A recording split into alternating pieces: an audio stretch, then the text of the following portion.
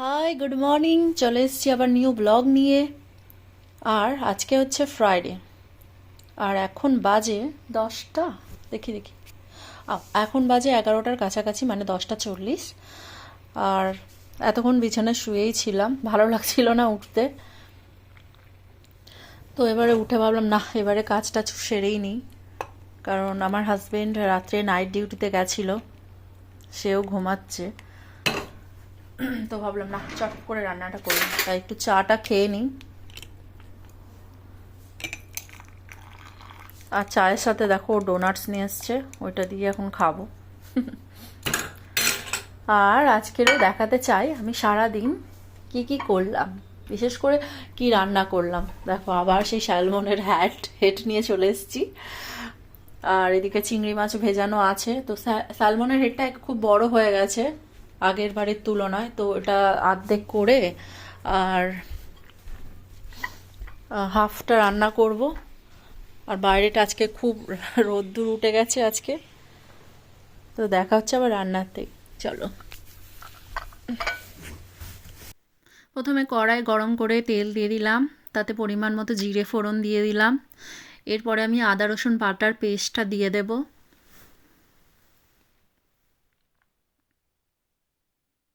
এক চামচই দিলাম, 1 টিস্পুন দিয়েছি। তারপরে পেঁয়াজ কোচানোটাও দিয়ে দিলাম। তারপর এটা ভাজা হতে দিব। আর এই যে এটা তুলে দিলাম ফ্রিজে স্টোর করে।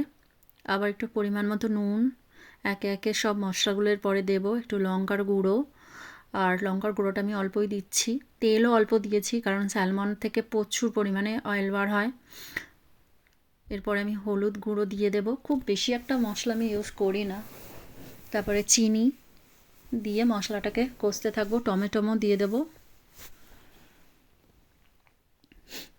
একে একে কিছুক্ষণ কষে নিয়ে ভালো করে, যখন একটু একটু তেল ছেড়ে আসবে না, তখন এই মাছগুলো দিয়ে দিলাম। দেখো শুধুই মানে মাছের মাথাটা থেকে শুধু মাছই বার হয়েছে।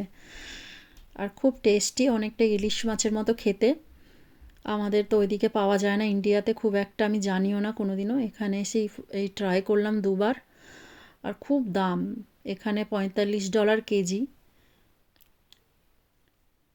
তারপরে কষে ভালো করে আমি এবারে গরম জল একটু দিয়ে দেবো, কাঁচা লঙ্কা দিয়ে দেবো। কাঁচা লঙ্কা বলতে এটা ফ্রোজেন লঙ্কাই, কাঁচা লঙ্কাটা সবসময় ঘরে থাকে না অ্যাভেলেবেল। দেখো গরম জল দিয়ে দিলাম পরিমাণ মতো, অল্পও না খুব বেশি পরিমাণেও না, যাতে 10 মিনিট লাগে এরকম। তারপরে আমার একটা স্পেশাল মশলা যেটা আমি প্রায় ইউজ করি, দেখো 2-4টে ধনের গোটা ধনে, আর হচ্ছে ওই কী বলো ওটাকে কী বলো ওটাকে গোলমরিচ, আর একটু জিরে, ওটাকে ক্রাশ করে জাস্ট দিয়ে দেবো। নামও ভুলে যায় মাঝে মাঝে। এটাকে দিয়ে দেবো। আর সঙ্গে দেবো একটু গরম মশলা, যেটা আমি আগে থেকে করে রেখেছিলাম অল্প পরিমাণে। আর যদি ধনে পাতা থাকতো খুবই ভালো হতো, একটু ধনে পাতা দিলেও ভালো হতো, কিন্তু আমার কাছে নেই, প্রচুর দাম ধনে পাতার। তো এবারে তরকারিটা আমি তুলে হয়ে গেছে, এবার আমি নামিয়ে নেবো কড়া থেকে। রান্নাটা কেমন হয়েছে আপনারা প্লিজ কমেন্ট করে আমাকে জানাবেন। আর স্যালমন মাছটা পুরো ইলিশ মাছ সেরকমই খেতে। আর এই প্রচুর পরিমাণে গুণ আছে, বলে বোঝানো যাবে না। এতটা পরিমাণে অয়েল বার হচ্ছে মানে কড়াই দিলেই। যেমন ইলিশ মাছ, আগেকার দিনে ইলিশ মাছ থেকে যেরকম অয়েল বার হয় এরকম। তো দেখো আমি তুলে নিয়েছি স্যালমন মাছটাকে। এরপরে আমি বেরিয়ে পড়লাম একটা, মানে ছেলেকে ড্রপ করতে, পিক আপ করবো স্কুল থেকে। বেরিয়ে পড়েছি, কারণ আমার হাজব্যান্ডের নাইট ডিউটি ছিল, ঘুমাচ্ছে। তাই ভাবলাম এখন, আর পার্কিং তো পাওয়াই যায় না ওখানে, মানে খুব টাফ পার্কিং পাওয়াটা। তাই আমি 1 ঘন্টা আগেই বেরিয়েছি। স্কুলে পার্কিং যদি পাই তো ওখানে থাকবো, না হলে যদি না ভালো লাগে তাহলে একটা বান্ধবী আছে, ওই যে বাংলাদেশি যে ফ্রেন্ডটা, স্কুলের ওই পাশাপাশি বাড়ি, ওখানেই আমি একটু যাবো টাইম কাটাতে। তারপর আবার হয়ে গেলে আমার ছেলেকে আবার পিক করে নিয়ে চলে আসবো আমি।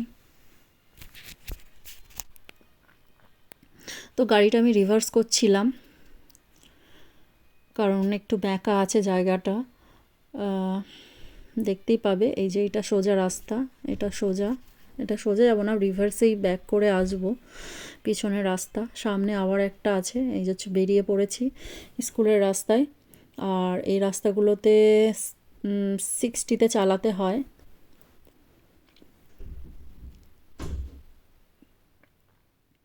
আর একা একাই বেরিয়ে পড়েছি, হাজব্যান্ড ছিল না। আর আমি এরকম প্রায় প্রায় চাবি নিয়ে বেরিয়ে পড়ি। আমি কিন্তু এখনও এখানে পরীক্ষা দিইনি। এখানে আমাদের ইন্ডিয়ার লাইসেন্স নিয়ে আমি চালাই মাঝের মধ্যে, খুব একটা না। লং ড্রাইভ খুব কম, মানে পারি না, এখনও যাইনি। আশেপাশে এই গাড়িগুলোকে নিয়ে একটু ঘুরি। আর পরীক্ষা দিতে গেলে বহুত মানে আছে। দেখো আমি স্কুলে চলে এসেছি, এখানে পার্কিং করব একবার, কারণ এগুলো সব কিছুই আমি ট্রায়াল দিই, নিজেই চেষ্টা করি। এই যে পার্কিং আমার হয়ে গেছে। আমি আবার বার হয়েছিলাম দেখতে যে ঠিকঠাক, মানে দাগ দেওয়া থাকে তো, ঠিকঠাক হয়েছে কি না। তারপরে আবার দেখো তো পার্ক করে দেখে নিলাম পারি কি না, মানে এগুলো তো প্র্যাকটিস করিনি। এখানে পরীক্ষা দিতে গেলে প্র্যাকটিক্যালে 1 ঘন্টা গাড়ি চালাতে হবে, তারপরে গিয়ে তোমাকে লাইসেন্স দেবে।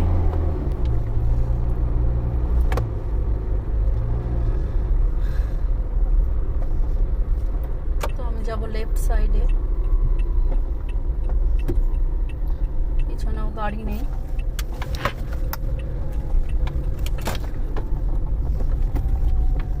এই যে এসে গেছি। কোথায় যাচ্ছি? দাঁড়া, একটু রিভার্সে নি। এবারে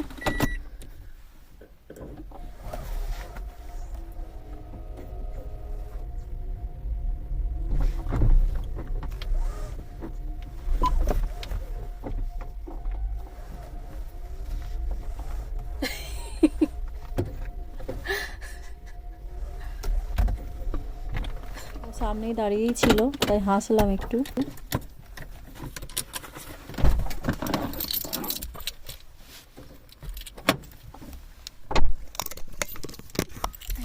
এসে গেছে ওদের বাড়ি।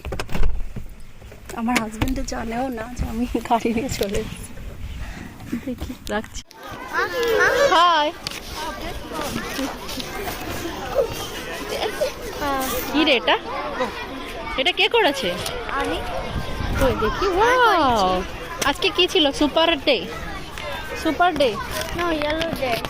আমি জানি তো ইয়েলো ডে ছিল। চলো, তারপর যা বলছিলাম, আমাদের ইন্ডিয়ার মতো ওই মানে একটুখানি গিয়েই গাড়ি পরীক্ষা হয়ে যায় না। জাস্ট সামনে একটু যাব, 1 সেকেন্ড কি 2 সেকেন্ড, তারপর আবার ব্যাক করব, লাইসেন্স দিয়ে দেয়। এখানে কিন্তু তা নিয়ম নয়, এখানে প্রচুর নিয়ম। প্রথমে তো থিওরি দিতে হবে, 105টা না 10টা যাই না, আমার মনে নেই।